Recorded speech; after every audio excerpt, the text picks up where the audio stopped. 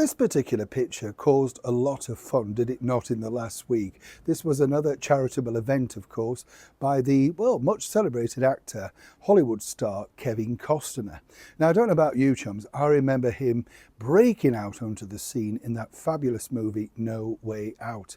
I think I've got that right, haven't I?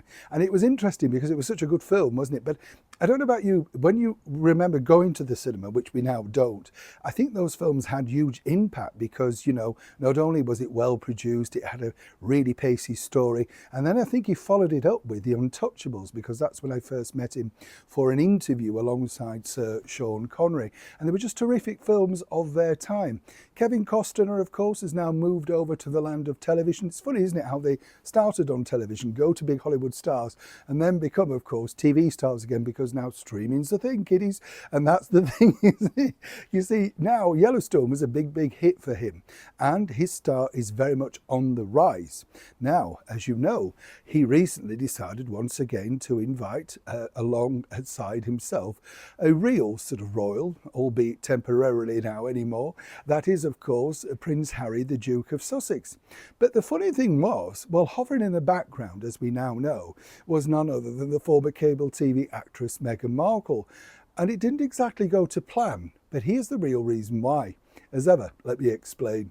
Morning, nice to see you, chums. Thank you so much for joining me today. Lovely to have your company. By the way, thank you for all your tips and everything regarding the vitamin tablets. Solved it now, absolutely. Get it out the night before, put it by the kitchen bin, and then you know you've not had it. Yeah. As I said, I got those gummy ones. Lovely to share this stuff, isn't it? I got those gummy ones. And the thing with those is they're quite nice. I could eat the entire box. Let me ask this very quickly, because I get told off, but let me ask this quickly. If you miss a day of the vitamin things, maybe 2 days, and we all have this where you get busy and you do other things and you forget, do you feel any worse or better, or is it psychological, do you think? Because if you are, say, eating a healthy, balanced diet, and that's hard as well, if you're on a budget, let's be honest. But I mean, is it just a thing of, well, I've had that, so you automatically think? Because I look at the size of these gummies and I think, well, what can possibly be in there? You know what I mean? Person my size, how can it get through all of that? I know, well, there's no need to agree, but you know what I mean? You do look and think, is it good for you? I'd love to know. Let me know what you think in the comments. Do you feel bad if you miss them? And more importantly, is it psychological? Do you think? Yes, let's share. Let's see where we get with that. I'd love to know your feedback on that. It's a bit like this. As you know, Prince Harry got up to, well, give one of his numerous speeches at a recent charitable event for Kevin Costner. As I said, I've met Kevin on a couple of occasions. Nice man, a little bit shy, to be honest, behind the scenes. Absolutely, yeah. Very shy guy. And, I think if he'd have been in another era, I don't know if you agree with me on this, but I think he would have been as big as, say, somebody like Clark Gable, Humphrey Bogart. A studio system really would have built him up because he has that presence, that power.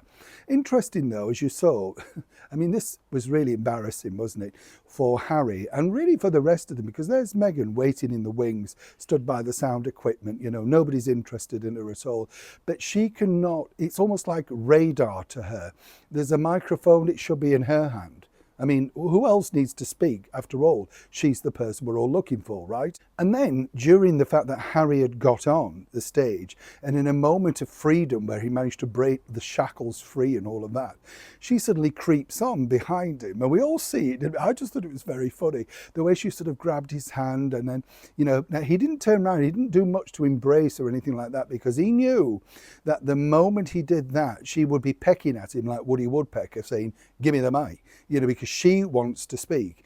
And the whole point of her getting dressed up in that outfit, I think it was $3,000, wearing all the jewels of Diana up her arm, and they always tip off the press, they always do that.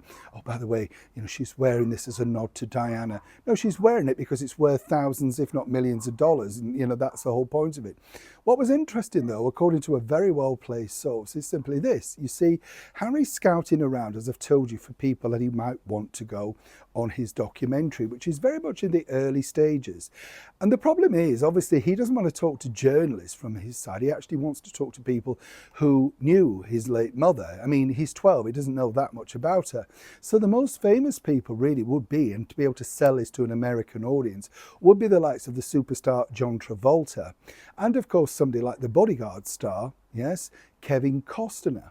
And what was interesting, you know, Kevin likes to spout this story about how he was going to offer Diana a film. It's all tosh. It was never ever going to go to anywhere other than publicity, but he likes to do that, right?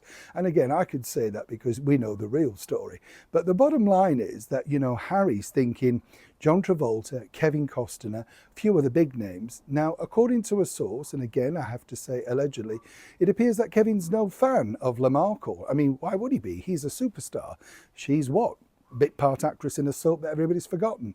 So consequently, I believe, and this is my thought, that Harry, you know, very much had to keep the wife in the background because he's cultivating and going further down the line, wanting to make this documentary a success. And Kevin Costner, alongside John Travolta, would be a pivotal part of that. Anybody else agree? Do let me know, and as ever, if you can, like, share and write in a positive way. Neil Sean in the very heart of London.